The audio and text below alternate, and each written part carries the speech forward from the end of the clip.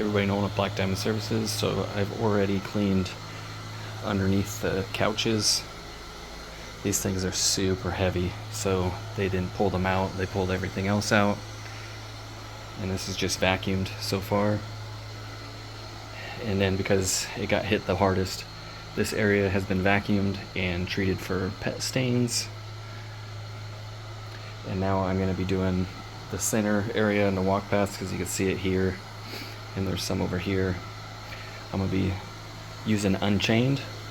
I'm going to let it dwell for a little while, and then I'm going to hit the rest of the carpet with BioPro and Puro 2. This is all stuff from Truck Mount Forums, and then I'm going to be rinsing to neutralize it with Ultimate All Fiber. There'll be a link in the description if you want to utilize this stuff. You can see I got the styrofoam blocks underneath there, the legs. You can utilize this stuff for your own business, or if you're looking to get into it. I made a custom little store that has some of our main use stuff from Truck Mount Forums that you can utilize. I use their carpet wand and stair wand. I get my CRB from them currently when needed, and then just about everything you need to start your own cleaning company. If you wanted to, you can go through them. You don't have to. There's other stuff I use for different scenarios. Liquid Gold is a citrus-based like pre-spray for breaking down grease and oils in carpet from like pets laying around. I use that stuff from Steam Action. Is one of the things I use from them. I use a Steam Action built machine. You can get it off of Truck Mount Forums. It is the Profire. I believe I put that in the store if you wanted to see it. But that's the machine I'm running today, and I've been running for the past about 4.5 years. Steam Action makes amazing machines, very strong, good heat. Suction is amazing. I can run 2 wands off of the one I'm using, which is the Profire. If you're wanting that machine, you get that off of the Truck Mount Forums website, tmfshop.net, or through the link in the description. Otherwise, I'm going to go ahead and apply the pet treatment to the rest of this carpet. Alright, one other thing you got to keep into mind is if you're going to use BioPro and Puro 2 after you used Unchained, make sure you have ample dwell time, and you only spray it where the stains were at for the pet urine or pet stains in general. The reason why is Unchained has a higher concentration of hydrogen peroxide in it than like the normal brown bottle, which is 3%. If I'm not mistaken, it's 9%, so it's 3 times the strength that's in it. So with that being said, BioPro is an enzyme pre-spray. So if you spray it down before or after and then put BioPro on before or after, you're essentially going to kill the enzymes in it. And also, if you mix this up with BioPro and your water is smoking hot, you're going to kill the enzymes as well. So something to consider and take into account. So if there's pet stains everywhere, sometimes you just got to do the pet stains first, extract all that stuff, and then come back and do BioPro and Puro 2 and re-extract if need be when it's bad. But I mean, if it's that bad, you should really be considering talking to them about replacing the carpet and not getting it cleaned. And if they still want it cleaned, then you need to make sure that you document that on in your CRM or however you do documentation, and have them sign off on it. Because if it's that bad, you can't guarantee you're going to get everything out, because if it's in the pad or the subfloor, the only way you could deal with that is by pulling the carpet back, changing the pad out if the carpet is salvageable, putting new pad, treating the floor, and then relaying the carpet. So, and that's, at that point, to be honest, cost-wise for somebody to do that, you might as well just replace the carpet and pad and start fresh. You know, unless the carpet is brand new or close to it and it got peed on a bunch and we're trying to salvage the carpet, then okay, that's a case. But with that being said, That's what I would suggest doing. This is what I was taught about that chemistry. So I like to spray all the spots, go set up, get everything ready. In my case, finishing vacuuming the open areas. If there was anything that didn't vacuum yet, or get the CRB ready, get the pre-spray mixed up, clean my filters and my vacuum, things like that. That'll give you dwell time for Unchained to do its job.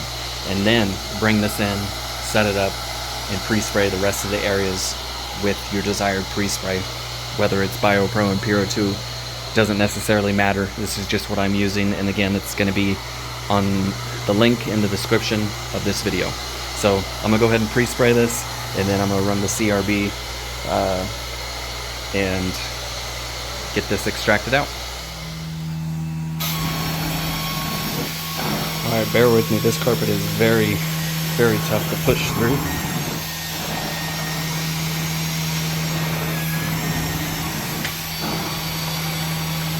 But it's cleaning up very well, so that's a good thing. That turned out great, which is where the majority of the pet stains were located.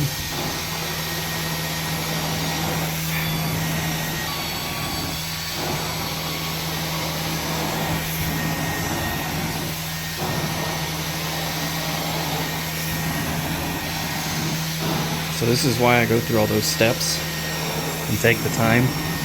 And make sure you charge for it, of course, because I could have easily, came in pre-sprayed and rinsed everything out like some may do, and could have done this job twice, probably in the amount of time I've spent on it, or by the time I'm done. So you want to make sure that you're pricing yourself for the work.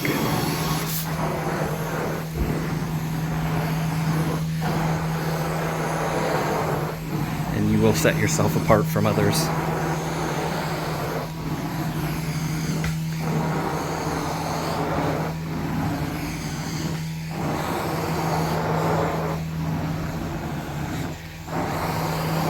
But that's how I learned from watching others and evolving from where I used to work. They didn't do stuff like this. We didn't have a black light to see if there's pet stains hiding in the carpet.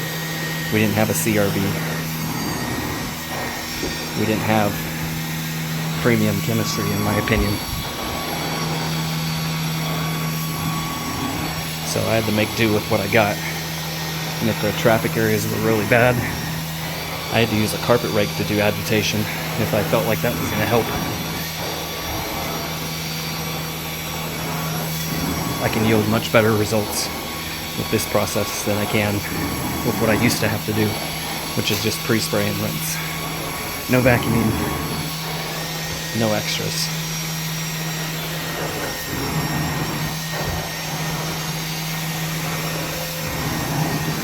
And you can still do a good job with that process if you're taking the time and you use good chemistry and you make sure the client vacuums before you come by really well. Hopefully the carpet's not too messed up, and you can make it happen. I made a lot of carpets look good at my old job, but I took the time, went over it multiple times to make sure I did everything I could. So don't let me make you feel like you can't do a good job without having all the same tools, spending a bunch of money on big equipment. You can still do a really good job with smaller stuff, smaller machine. Work your way up to it.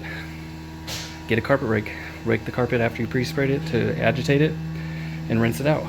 There's ways to do it and still do a great job. So don't let me discourage you if you're getting started and you're like, I can't afford to do all this. Start small.